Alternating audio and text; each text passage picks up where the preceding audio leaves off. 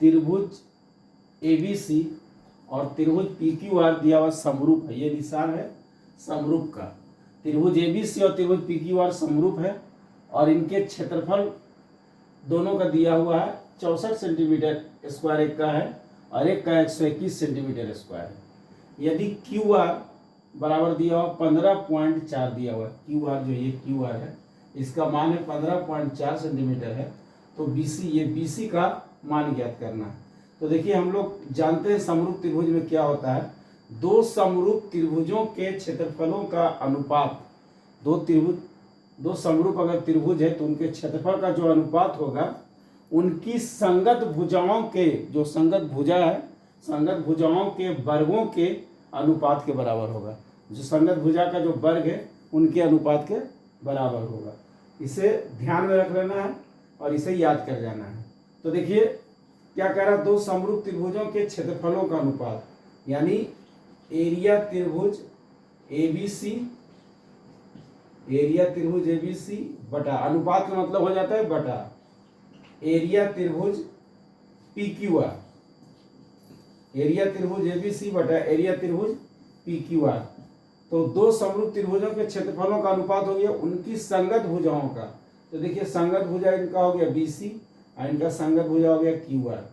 तो संगत भुजाओं के वर्गों के अनुपात के बराबर होता है, यानी BC का वर्ग हो जाएगा BC स्क्वायर और QR का वर्ग हो जाएगा QR स्क्वायर। अनुपात के बराबर होता है, अनुपात मतलब बटा के बराबर होता है।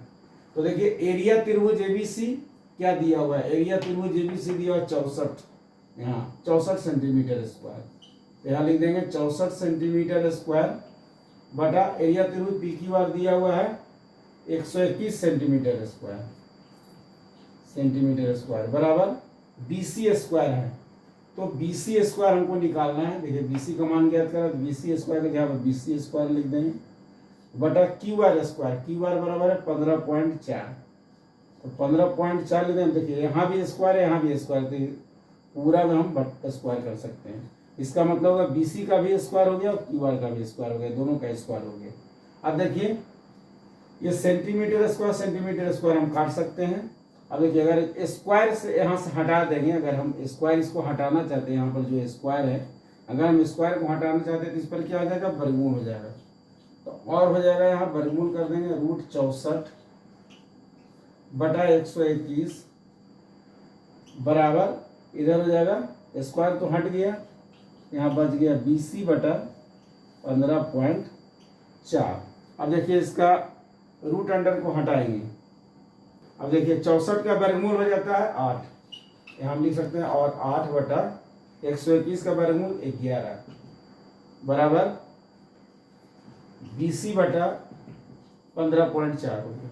अब इसे तिरछा गुना करेंगे, यानी 11 को BC से और 11 गुना BC बराबर 8 गुना 15.4 और BC बराबर क्या हो जाएगा 8 गुना 15.4 बटा 11। BC बराबर हो जाएगा 8 गुना 15.4 बटा 11। अब देखिए 11 जो है ये 11 से इसको हम काट सकते हैं, तो 11 का 11 और 4 बच गया इसमें, 11 के 44, यानी 1.4 बार में ये कट जाएगा। 1.4 को 8 से गुना करें तो BC बराबर देखिए क्या हो जाएगा, BC बराबर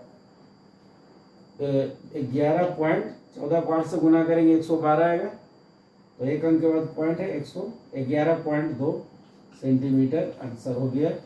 ये BC का मान निकालना था, जो BC का मान निकालना था यहाँ BC का मान निकल गया। चलिए इसी प्रकार क्वेश्चन नंबर 2, ये क्वेश्चन नंबर 1 है, क्वेश्चन नंबर 2 देखिए। आइए क्वेश्चन नंबर 2 पर नजर डालते हैं।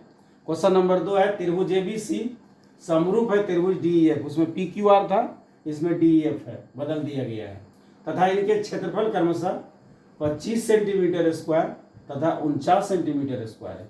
यदि EF देखिए ये EF बराबर 9.8 सेंटीमीटर दिया हुआ है, तो उसी तरह यहाँ BC का मान ज्ञात कर लेना है।